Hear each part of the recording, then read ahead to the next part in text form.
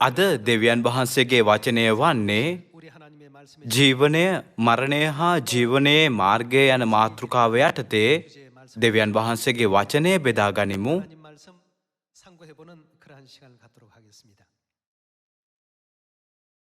පොළොවේ ඉපදෙන්නා වූ සෑම කෙනෙකුම කරන්ට දෙයක් නොමැති වුවත් වරක් මරණය අත්විඳිනවා.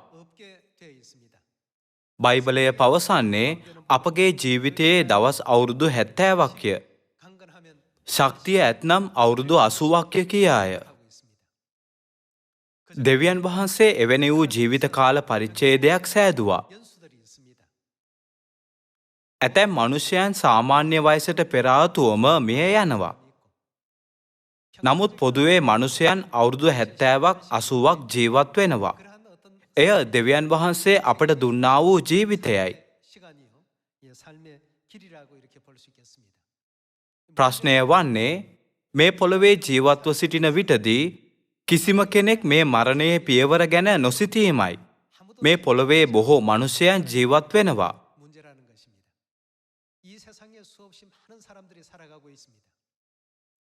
කොරියාවේ ෂින් සියෝන් ඉල් නම් සිනමා තරුවක් සිටියා. ඔහු 1960 හා 1970 දී ඉතාම ජනප්‍රිය රංගන ශිල්පියෙක් වුණා. ඔහු සිනමා පට 524කින් 507කම ප්‍රධාන චරිතයට පණ පෙවූ බවට වාර්තා තිබෙනවා.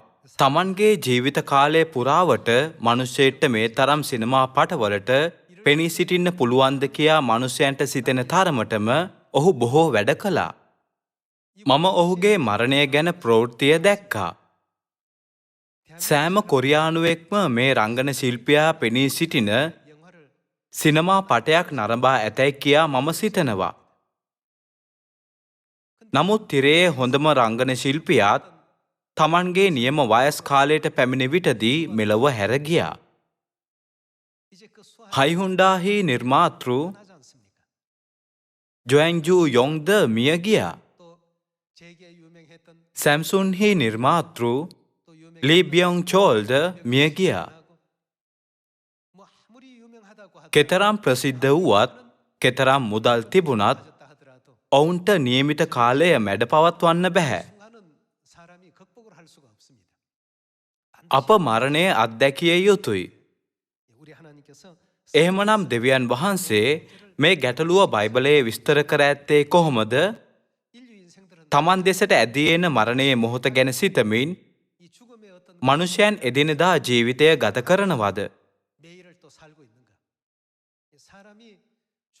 යමෙක් සෑම දිනකම මරණය ගැන සිතමින් ජීවත් වෙනවා නම් ඔහු සෑම දිනක්ම ඵලදායී හා අර්ථවත් ලෙස ගත කරනවා.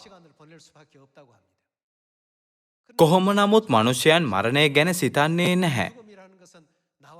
මරණයත් සමග තමන්ට කිසිදු ගනුදෙනුවක් නැහැ වගේ ඔවුන් ජීවත් වෙනවා. පොළොව මත බොහෝ පාපයන් තිබෙන්නේත් ලෝකය දූෂිතව නපුර කිරීම බහුලව පැතිර තිබෙන්නේ තේ නිසයි. දෙවියන් වහන්සේ තැබූ කාල සීමාවට විරුද්ධව කිසිම කෙනෙක්ට යන්න බැහැ. ඇතැම් මනුෂ්‍යයන් අවුරුදු 20 දීද ඇතැම් අය ළමා වියේදීද මිය යනවා. එසේම අලුත උපන් බිලිඳුන්ද මිය යනවා. ඇතැම් අය අවුරුදු 70ක් හෝ 80ක් ලෙස සාමාන්‍ය වයස් සීමාවේ සිටිනවා. බොහෝ මනුෂ්‍යයන් රිය අනතුරු හෝ රෝග නිසා කලින්ම මිය යනවා. මරණයෙන් ගැලවිය නොහැකි මිනිසාගේ ජීවිතය මෙයයි. කෙසේ නමුත් ප්‍රශ්නය වන්නේ මනුෂ්‍යයන් තමන්ගේ මරණයෙන් පසු ජීවිතය ගැන නොසිතා ජීවත් වීමයි. එබැවින් නපුරු ක්‍රියාවන්, අධර්මිෂ්ඨ ජීවිතයන්, කෑදරකම හා නපුරු ආශාවන් මේ ලෝකයෙහි පවතිනවා. මෑතකදී ඩේවිඩ් ගුඩ්ऑල් නම් ඔස්ට්‍රේලියානු විශාරදයෙක් වයස අවුරුදු 104 දී මිය ගියා. ඔහු තම ජීවිතය අවසන් කළා. අනායාස මරණයට එනම් දුක් නොවිඳ මරණයට පත්වීම යුරෝපයේ ඇතැම් රටවලට ජාතික නීතියෙන් අවසර දී තිබෙනවා. කෙසේ නමුත් ඕස්ට්‍රේලියාවේ එය නීති විරෝධී. එම නිසා ඔහු යුරෝපයට ගොස් අවසානයේදී මිය ගියා. වයස අවුරුදු 100ක් වැනි වයසකදීද විශ්වවිද්‍යාලවල මහන්සි වී සේවය කර බොහෝ ලිපි පළ කළා වූ විශාරදයෙක් ලෙස ඔහු ප්‍රසිද්ධ වී සිටියා.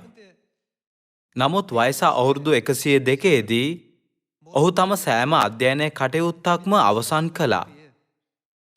තමන්ගේ සෞඛ්‍ය තත්ත්වය එතරම්ම අයහපත් නොවන බව ඔහු දැන සිටියා. නමුත් තවදුරටත් ජීවත් වීමට ආශා වීම නිෂ්ඵලයයි ඔහු සිතුවා. එම නිසා පොළොවේ තම ජීවිතය අවසන් කිරීමට අවශ්‍ය වී ඔහු අනායාස මරණයට ඉල්ලුම් කළා. සෑම දිනකම රෝහල් හා සෑම මාධ්‍යයක්ම ප්‍රසිද්ධ විශාරදයෙකු ගුඩෝල්ගේ තේරීම ගැන අවධානය යොමු කර සිටියා. මේ ප්‍රවෘත්ති තුල සංවාදයට තුඩු දෙන මාතෘකාවක් වුණා. ඒ වගේම මනුෂ්‍ය ජීවිතය හා මරණය යනු කුමක්ද කියා මිනිසයන් සිතන්නට ගත්තා. මම ජීවත් වුණා ඇති. මම කරන්න අවශ්‍ය සෑම දෙයක්ම කර අවසන්.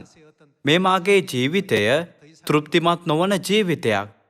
සෑම ගෞරවයකින්ම පවා තෘප්තිමත් වෙන්න බෑ. බිතෝවන්ගේ අංක 9 වන ප්‍රීතිමත් වෙන්න යන තූර්ය වාදනයට සවන් දෙමින් ගුඩ්ഓල් තම ජීවිතයේ යහනේදී අවසන් කළා. ඒ වගේම මාධ්‍ය එම සිදුවීමද වාර්තා කළා. මේ පොළොවේ උපදින සෑම කෙනෙක්ම මරණයේ මාවතට යනවා. අප අතර පවා ඇතැම් අයට එවැනි අවස්ථාවක් හමු වෙන්න පුළුවන්. ඒ වගේම බයිබලයේ අපද ඇසිපිය හෙළන ක්ෂණයකින් වෙනස් කරනු ලබන්නේ කියාද පවසමින් සිටිනවා. එම නිසා බයිබලයේ මරණය ගැන අපට උගන්වනවා.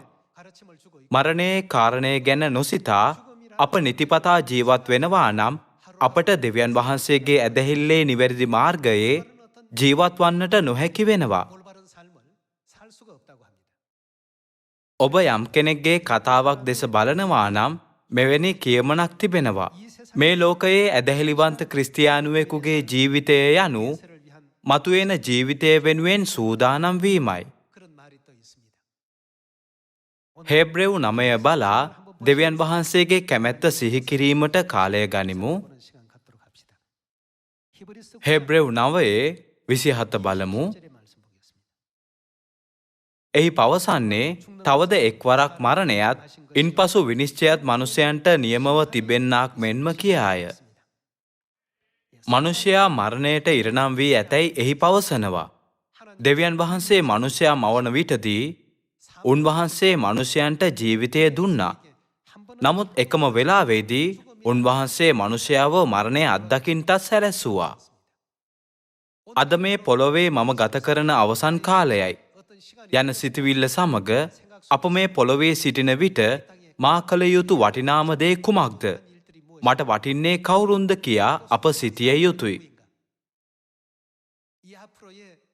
මෙතැන් සිට අපට අනාගතයේදී ලැබෙන්නා වූ අනෙක් ජීවිතය වෙනුවෙන් අප සූදානම් විය යුතුයි. ජීවිතයේ නියම කාල පරිච්ඡේදයේදී සෑම මිනිසෙක්ම මරණයට ඉරණම් වී සිටිනවා. පසුව සෑම මිනිසෙකුම නිසකයෙන්ම විනිශ්චයට මුහුණ දෙනවා කියා එහි පවසනවා. කොහොම නමුත් අපට ලැබුණු ජීවිතය ගැන බොහෝ මිනිසයන් සිතන්නේ ඒත් මම තව අවුරුදු 50ක් ජීවත් වෙනවා. මම තව අවුරුදු 30ක් ජීවත් වෙනවා කියාය. සහෝදර සහෝදරියනි, එහෙමනම් තරුණ අය මිය යන්නේ ඇයි? බොහෝ තරුණ අය විවිධ වර්ගයේ මරණයන්ට මුහුණ දෙනවා. ඇතැම් අය රෝග නිසා මිය යනවා. ඇතැම් අය රිය අනතුරු නිසා මිය යනවා.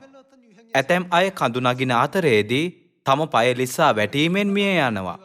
අපි සෑම දිනකම මරණය ගැන සිතමින් ජීවත් විය යුතුයි. ගීතාවලිය 90 බලමු. ගීතාවලිය 90:9 මක්නිසාද අපේ සියලු දවස් කුමක්ද? ඔබගේ උදහසින් ගෙවී යයි. අපේ අවුරුදු කුමක් මෙන්ද?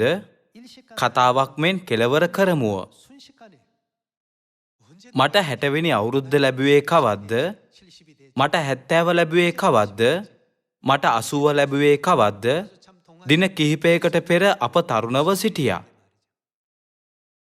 අපි කඩවසම් පිරිමි ළමුන්ව ලස්සන ගැහැණු ළමුන්ව සිටියා. නමුත් අපි අපේ හිස බලනවා නම් ඒවා සුදු කෙස්ගස් වලින් වැසී තිබෙනවා.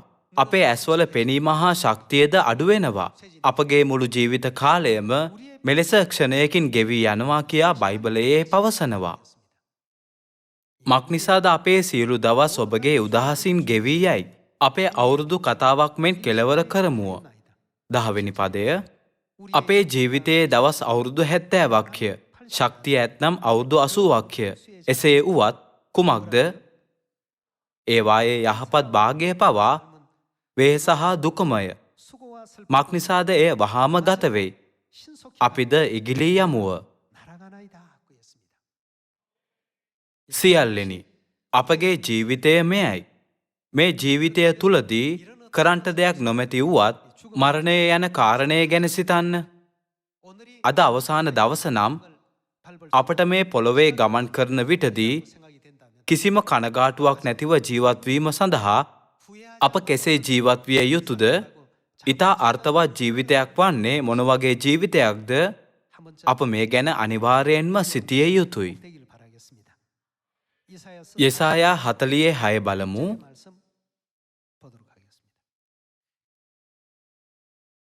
මොරගසන්නැයි කියන කෙනෙකුගේ හඬක් වේ.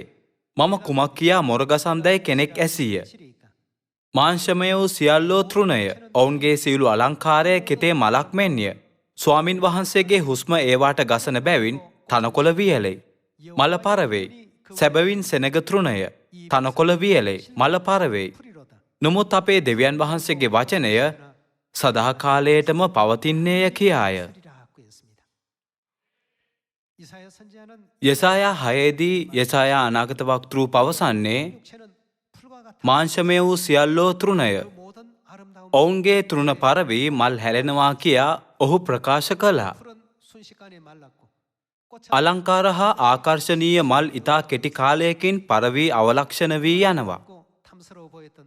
ස්වාමින් වහන්සේගේ හුස්ම ඒවාට ගසන බැවින් තනකොළ වියලෙයි. මල පරවෙයි. සැබවින් සෙනග තෘණය. තනකොළ වියලෙයි. මල පරවෙයි. නමුත් අපේ දෙවියන් වහන්සේගේ වචනය සදාකාලයටම පවතින්නේය.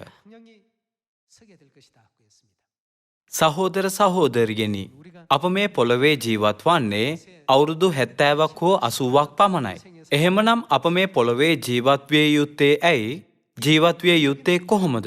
අප මේ මූලික කාරණා තේරුම් නොගන්නවා නම් මනුෂ්‍යයා වරක් මරණයට නියම වී සිටිනවා යන වචනයන් අපට සම්පූර්ණයෙන් පිළිගන්ට බැරි වෙනවා. මනුෂ්‍යයන් විසින් තම ජීවිතය පොළොවේදී අවසන් වී තමන්ගේ සෑම බලාපොරොත්තුවක්ම නැවතී බලාපොරොත්තුවල අවසානය එය කියා සිතා සිටිනවා. කොහොම නමුත් දෙවියන් වහන්සේව විශ්වාස කරන අයට එය තවත් ලෝකයක්, එනම් නවමානයක් විවර වන්නා වූ සදාකාල මහිමයට ඇතුල් වන්නා වූ මොහොතක් බවට පත්වෙනවා. දෙවියන් වහන්සේ මේ පුදුමාකාර ආශිර්වාදයේ පොරොන්දු වුණා. එහෙම නේද? එම නිසා දේශනාකාරය පොතේ කර්තෘ පවසන්නේ අපගේ ශරීරයන් පොළොවට හැරී ගියද අපගේ ආත්මයන් කා වෙතටද? දෙවියන් වහන්සේ වෙතට. එහෙමනම් අපි දෙවියන් වහන්සේව අත්හැර මේ පොළොවට පැමිණ මේ පොළොවේ අපගේ ජීවිතයේ අවසානයේදී අප නැවත ස්වර්ගයට යන්නේ ඇයි? දෙවියන් වහන්සේ වෙතට හැරී යාම සියලු දේවල අවසානය නොවේ. හෙබ්‍රෙව් 9 දුටුවාසේ මනුෂ්‍යයා වරක් මරණයට නියමව සිටින අතර ඉන්පසු කුමක්ද? විනිශ්චයට මුහුණ දෙනවා.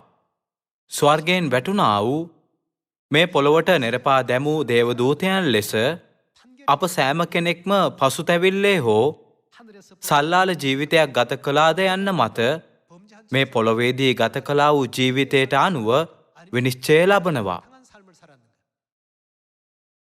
රජුගේ අණක් කඩ කරමින් මිනිසෙක් බරපතල පාපයක් කර රටේ වෙන තැනකට පලා යාමට ඔහුට අණ කෙරුණා කියා සිතන්න.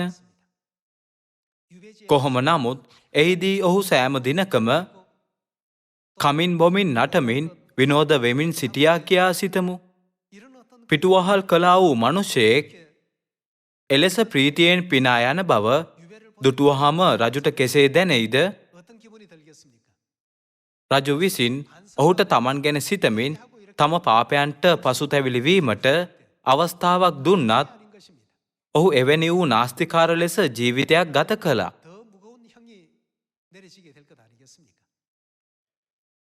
ඉන්පසු රජතුමා ඔහුට බරපතල දඬුවමක් පමුණුවන්න පුළුවන් නේද? නමුත් ඔහු තමන්ගේ අතීත වැරදි ගැන සිතා පසුතැවිලි වෙමින් මධ්‍යස්ථ ජීවිතයක් ගත කරන බව රජු දුටුවා නම් නැවත නිවසට ගොස් විවේක ගැනීමට හැකිවන පිණිස රජු ඔහුව ඉක්මනින් නිදහස් කර හරින්න තිබ්බා. එම නිසා දූවිල්ල පොළොවත් ආත්මය දෙවියන් වහන්සේ වෙතට හැරී යන්නටත් පෙර අප පොළොවේ අපගේ ජීවිතයට තවත් විශ්වාසනීය විය යුතුයි. එළිදරව් 14 වන පරිච්ඡේදයට යමු. එළිදරව් 14:13 පවසන්නේ තවද මෙතැන් පටන් ස්වාමින් වහන්සේ තුල නසින්නා වූ මලවුන් වාසනාවන්තයෝය කියා ලියන්නේයි ස්වර්ගයෙන් කියන හඬක් මට ඇසුනේය. වාසනාවන්ත වූයේ කවුරුන්ද? මෙතැන් පටන් ස්වාමින් වහන්සේ තුල නසින්නා වූ මලවුන් වාසනාවන්තය. එසේය. ඔවුහු තමුන්ගේ වෙහෙසවීම් වලින් නිවාඩු ලබති. ඔවුන්ගේ ක්‍රියාද ඔවුන් කැටුව යන්නේ යයි ආත්මයන්න් වහන්සේ කියනසේක. දෙවියන් වහන්සේ තුල වැඩ කර තමන්ගේ වැඩවලින් විවේක ගන්නා වූ අය වාසනාවන්තයි. සියල්ලෙනි මේ පොළොවේ ඉපද මේ පොළොව හැරදා යන අය, මූල්‍යමය දේ තුنين ලෝකයේ ප්‍රසිද්ධ අය, දේශපාලන ලෝකයේ ප්‍රසිද්ධ අය හා විනෝදාස්වාදයට ලෝකයේ ප්‍රසිද්ධ අය, ඊර්ෂ්‍යා වූ සෑම මිනිසෙක්ම මේ ලෝකය හැරගොස් අවසානයට ඔවුන් ඊළඟට පැමිණෙන ජීවිතය වෙනුවෙන් සූදානම් වුණේ නැහැ. ඒ ඊටමත් දුකකි. එම නිසා දෙවියන් වහන්සේ අපගෙන් කරන්නයි ඉල්ලුවේ කුමක්ද? සමාරියාවටද පොළොවේ සීමාව දක්වාද ගොස් ඉක්මනින් ඔවුන්ට ස්වර්ග රාජ්‍යය ගැනත් ගැලවීම හා තවත් ලෝකයක් තිබෙන බවටත් දැනුම් දෙන්න කියාය. මරණයෙන් පසු සදාකාල නිරයට හෝ ස්වර්ගයට යන තේරීම තීරණය වන්නේ අප මේ පොළොවේ ජීවත් වන අතරතුරයි. එළිදරව් 14ේදී මෙතැන් පටන් නසින්නා වූ මලවුන් වාසනාවන්තයෝය කියා පවසන්නේ ඒ නිසයි. අප පොළොවේ ජීවිතය වෙනුවෙන් පමණක් නොව තවත් ලෝකයක් තිබෙන බව අවබෝධ කර ගනිමින් නිවැරදි ඇදහිල්ලේ මාර්ගයේ ගමන් කරමින් ජීවත් විය යුතුයයි යේසුස් වහන්සේ අපට පැවසුවා. මේ ඉගැන්වීම ලූක් 12න් සොයා බලමු.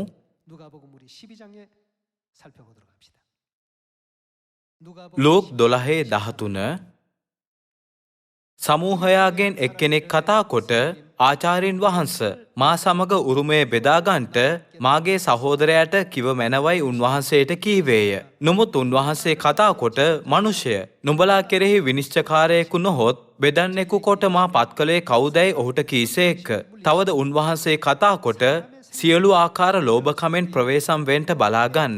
මක්නිසාද මනුෂ්‍යයෙකුට කොපමණ දේපල තිබුණත් ඔහුගේ ජීවිතයේ එහි පිහිටා නැතැයි ඔවුන්ට කීසේක.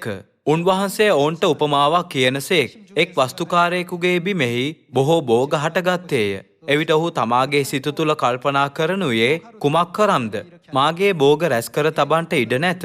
මම මෙසේ කරමි. මාගේ ගබඩා කඩා දමා වඩා ලොකු ඒවා ගොඩනගා එහි මාගේ සියලු ධාන්‍යද බඩුද රැස් කර තබා ප්‍රාණය නුඹට බොහෝ අවුරුදු ගණනකට හොඳ වූ බොහෝ දේ රැස් කර තිබේ. පහසුගෙන කාබී ප්‍රීතියෙන් සිටින්නැයි මාගේ ප්‍රාණයට කියමී කීවේය. නමුත් දෙවියන් වහන්සේ ඔහුට කතා කොට අඥානය අද රාත්‍රියේදී නුඹේ ප්‍රාණය නුඹෙන් අය කරනු ලැබේ. එවිට නුඹ සූදානම් කරගත්තේ කාට වන්නේ දැයි කීසේක.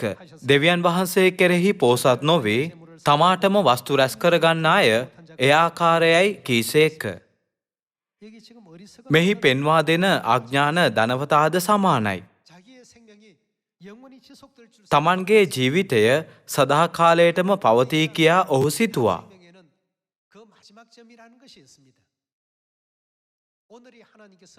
මෙය දෙවියන් වහන්සේ මට දුන්නා වූ අන්තිම අවස්ථාවයි.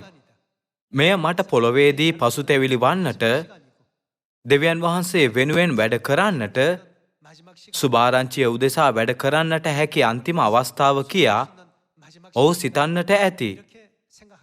අද මිය යනවා කියා සිතනවා නම් ඔබ කරන්නේ කුමක්ද? අද දවස ඇරෙන්න වෙන වෙලාවක් ඔබට නැතයි කියා සිතනවා නම් ඔබ අද කළ යුත්තේ කුමක්ද? මහත් ධනයක් රැස් කරගෙන අවසානයේදී නිෂ්ඵල ලෙස ඒ සියල්ල අත්හැර ගියා වූ ධනවත් මනුෂ්‍යයා ගැන සඳහන් කරමින් යේසුස් වහන්සේ තම ගෝලයන්ට ඉගැන්නුවා.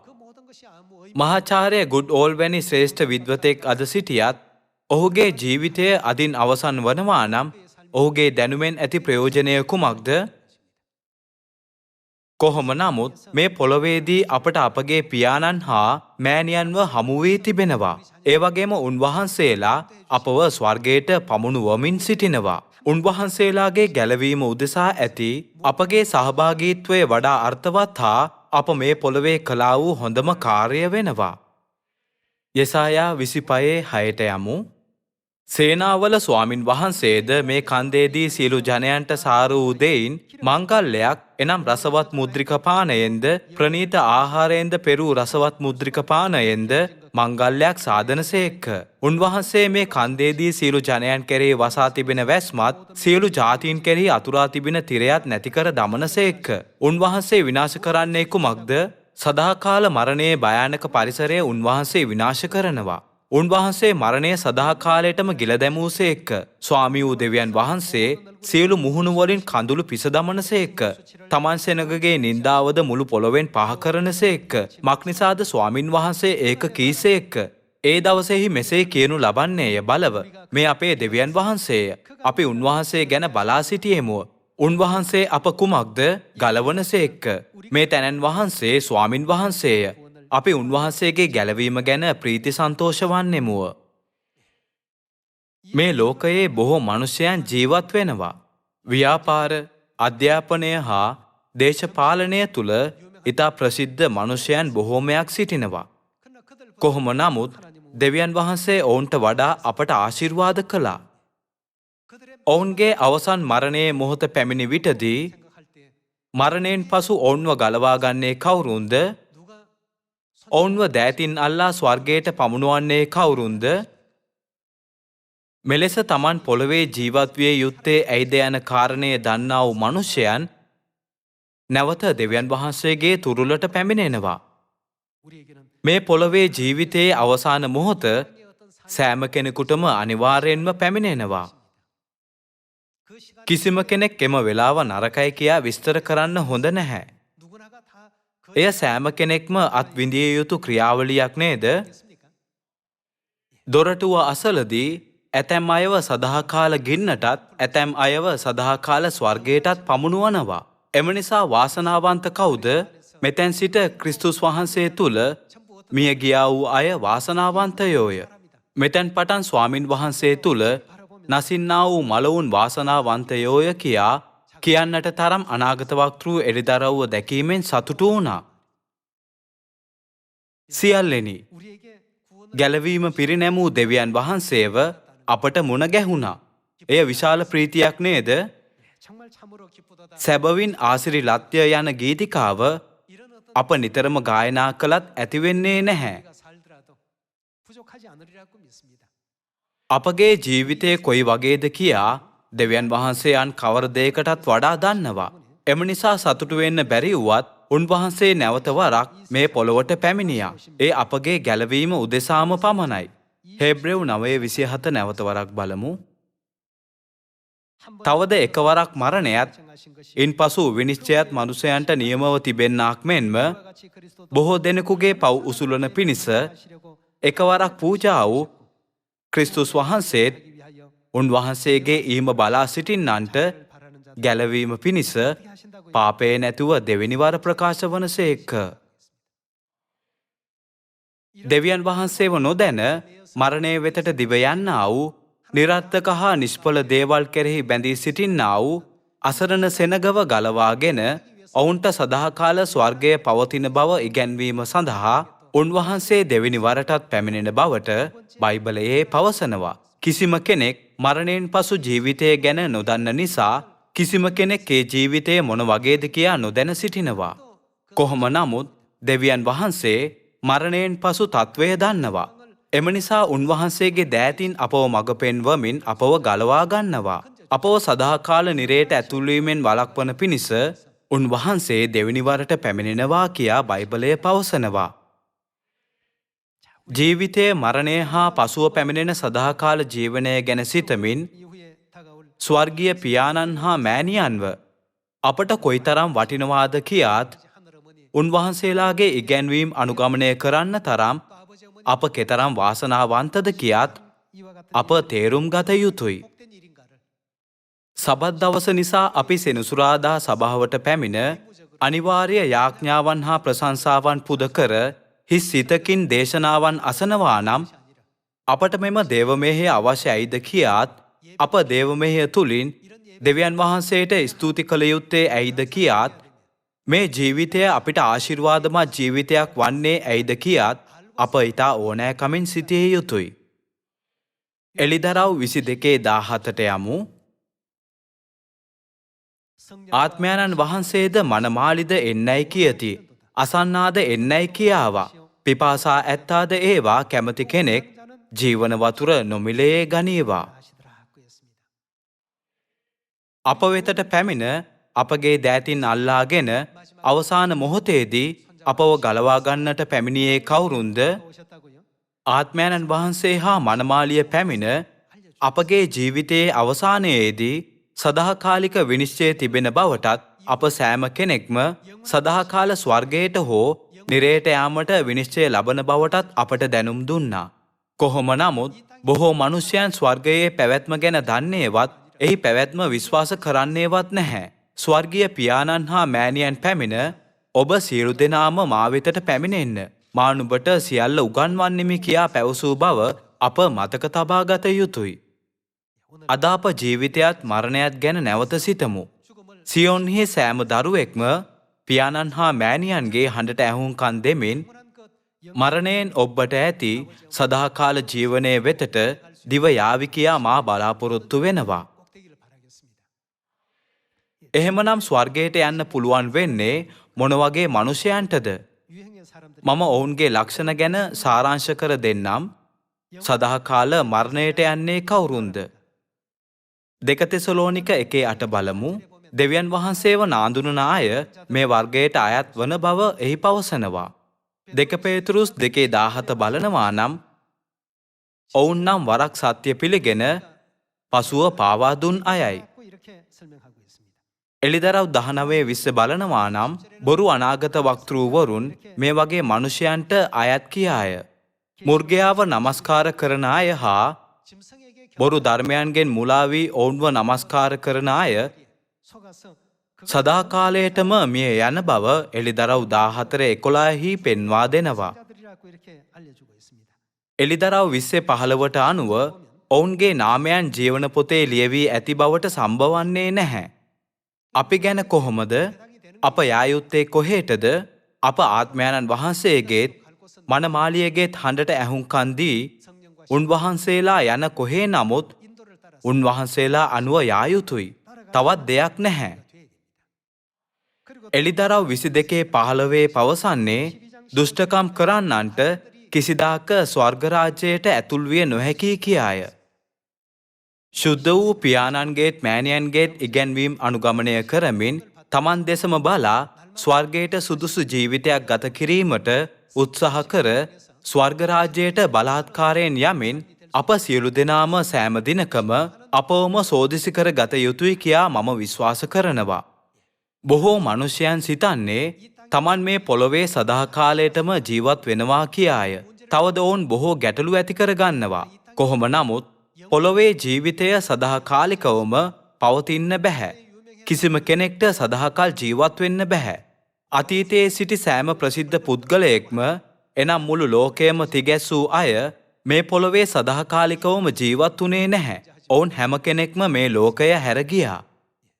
ප්‍රසිද්ධ රෝමානු දේශපාලකයෙකු වූ සීසර් මිය ගියා. චිංගිස් ખાන් මිය ගියා. නැපෝලියන් මිය ගියා. ඔවුන්ගෙන් කවුරුන්වත් පොළොවේ ඉතිරි වුණේ නැහැ. මරණයෙන් පසු ජීවිතය වෙනුවෙන් සම්පූර්ණයෙන් සූදානම් වී මියගිය අය බොහෝ දෙනෙක් නැහැ. මේ ලෝකයේ විශ්වාසනීයව ඇදහිල්ලේ ජීවිතයක් ගත කිරීම මතු ජීවිතය වෙනුවෙන් වූ හොඳම සූදානම් වීම කියා දෙවියන් වහන්සේ පැවසුවා. මෙය මාගේ සිත ඊට ග්‍රහණය කරගත්තා. අප මේ පොළොවේ ඊට ධර්මිෂ්ඨ ආකාරයෙන් ජීවිතය ගත කරන සිතවිල්ල නිසා මම ඉන්නේ සතුටින්.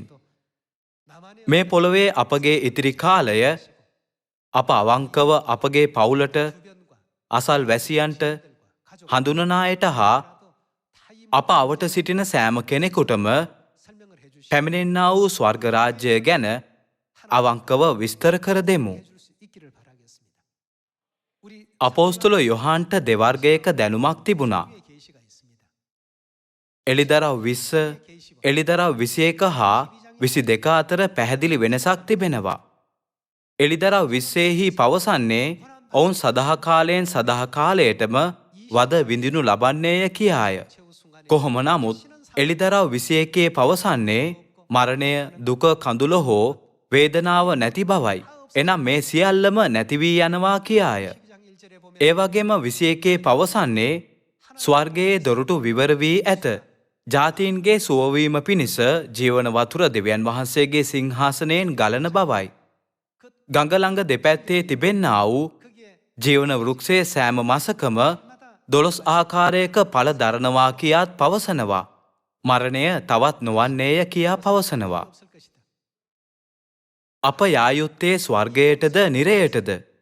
අප ස්වර්ගයට යා යුතුයි. එහෙම නේද? සදාකාලයෙන් සදාකාලයටම රජකම් කරන්නේය කියා දෙවියන් වහන්සේ පැවසූ ලෙසම ස්වර්ගයේදී අප වෙනුවෙන් අතිවිශාල ආශිර්වාද වෙන් වී තිබෙනවා. සියෝන් සහෝදර සහෝදරියනි, දෙවියන් වහන්සේගෙන් බහුලව ආශිර්වාද ලබා ගන්න.